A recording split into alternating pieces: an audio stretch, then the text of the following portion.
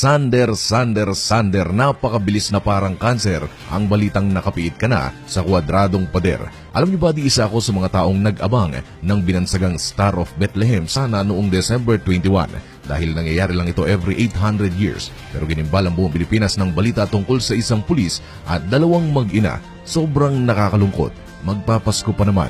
Papatapos na ang taon at marami ang mga taong naghahanap ng kahit kaunting kasiyahan bago man lang matapos ang taong ito. Pero ika nga ng ibang netizen ay isa na yata ito sa naging silver lining ng taong 2020 dahil nakulong si Sander. Bali hindi ko ito nagawa ng video noong nagdaang mga buwan pero basically sa mga nagtatanong kung bakit siya nakulong ay itong si Ginoong Sander ay noong Hunyo 17 ay inakusahan ng pang-aabuso at kasong pananamantala ng kanyang napakagandang ex-girlfriend na si Yisa Cabrehas sa isang post.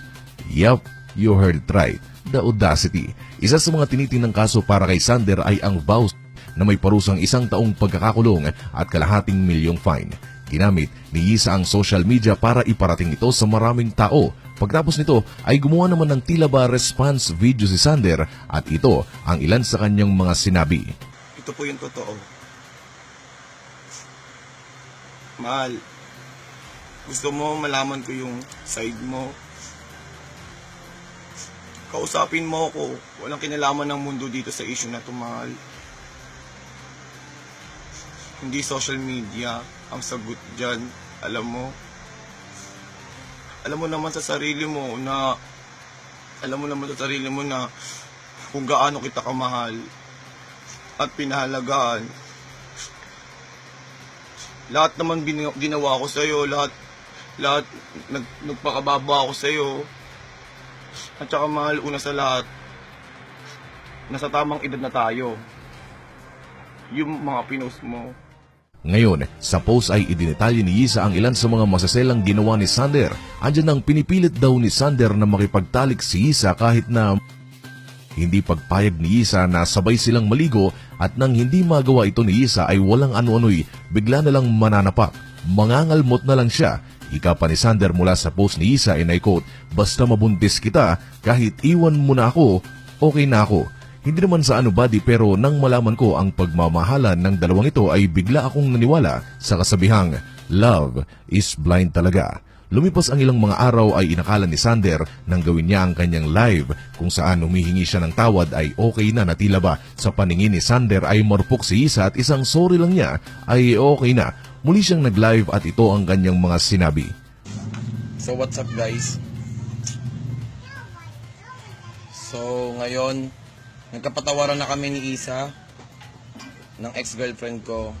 Wala nang kasuhang mangyayari, wala nang demandaan. Pero alam naman natin na tuloy pa rin ang kaso. At syempre kung mayroong away mag-asawa lalo na kung sikat sa social media ay Raffy Tulfo. Alam nyo, sa 3-part video mula kay Idol Raffy ay talaga namang napakarami pa ang impormasyon na lumabas tungkol sa kwento at dito lumalabas na desidido si Isa na magsampa ng kaso. Now, after all it was said and done, matapos malaman ng maraming tao, matapos lumabas sa one of the greatest channels sa YouTube, ang dalawa ay tila naglaylo sila sa kanilang issue.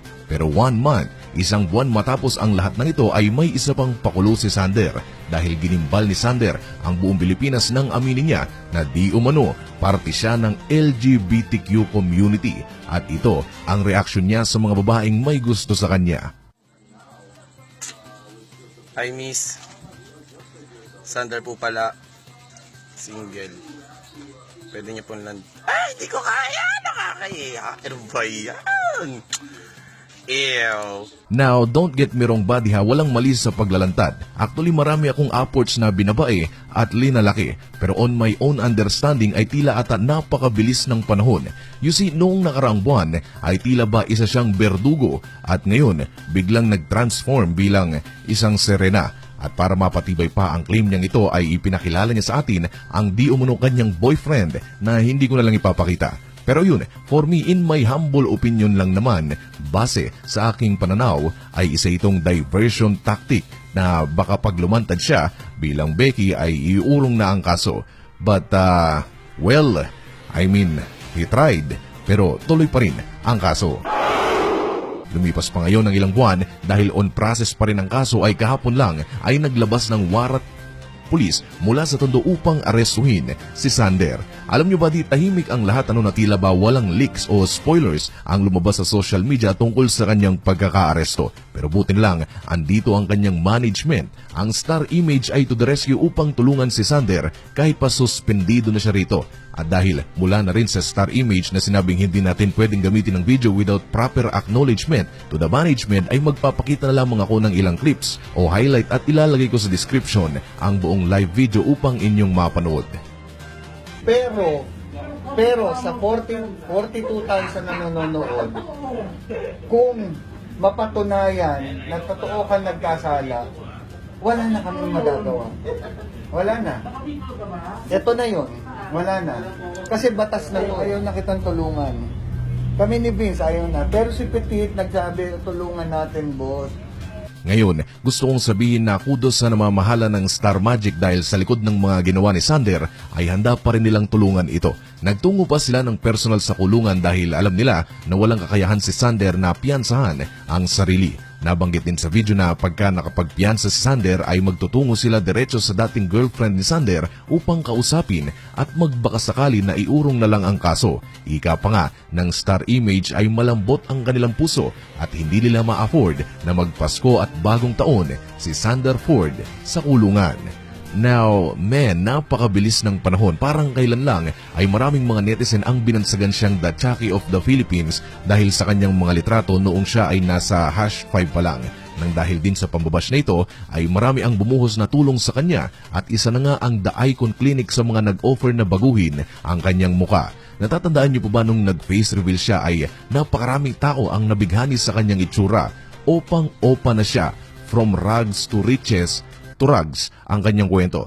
Now, think of it, paano kaya kung mula noong naayos ang mukha ni Sander ay nagbago na siya at nagtuloy-tuloy ang kanyang karir? Imagine, lalabas siya sa ilang mga teleserye at marami ang mga taong iidolo sa kanya. Magkakaroon din siya sigurado ng leading lady at makakakuha siya ng sapat na pera para makatulong sa kanyang mga magulang.